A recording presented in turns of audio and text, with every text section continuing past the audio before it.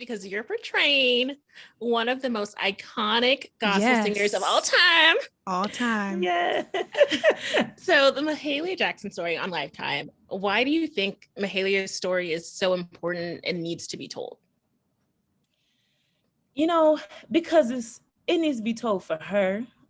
I think it ain't got nothing to do with pleasing no audience. And that's the first time I felt that way. I think a lot of times as the actor, you're always like, what's the purpose? Why do people need to watch? Why should the audience tune in?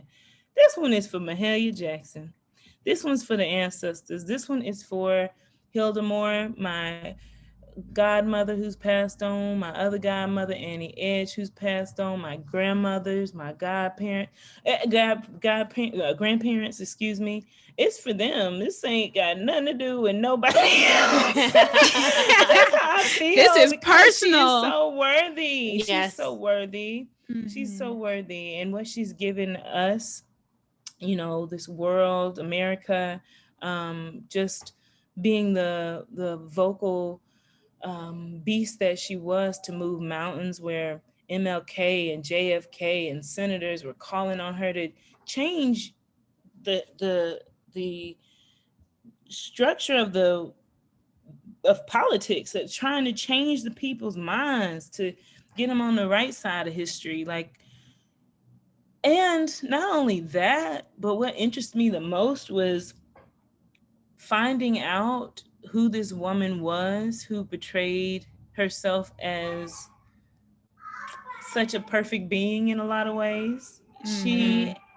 Which I feel like she felt she had to do. I feel like she felt that I can't mess up. I can't have God look down on me and be displeased. You know, so I felt like she felt like she had a responsibility to be the woman she was, but she had a lot of issues. You know, she at that time she was getting divorced. Yeah, you know, and that's big for a gospel, you know, a Christian woman, Black woman of that time, and she wasn't able to have children, and she loved kids and loved being a mother, and so she was a business owner, had her own beauty shop and buildings that she rented out to people. So she was ahead of her time. And she just, if it was no Mahalia, there would not be an Aretha, there wouldn't be no Whitney, right.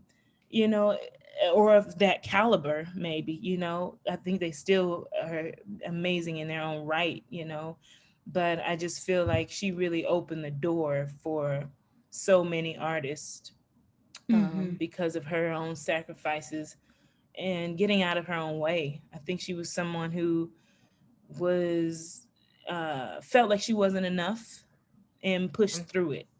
And so I just admire her a lot for who she was.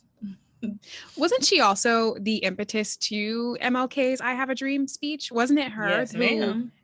who had blurted something out, or had that she really said, like, literally tell them about your dream or something? Yeah, right? Tell them about the dream, Martin. Tell them about the dream. Yeah. Yeah, and that's what's so cool. I think so many times we talk about MLK, which we should, but we don't highlight the Black woman that this speech was sparked from, like, in their relationship. And I think that's what you get from this film, is like just the genuineness of their relationship and how they needed each other to survive. Like, Martin needed Mahalia, and Mahalia needed Martin.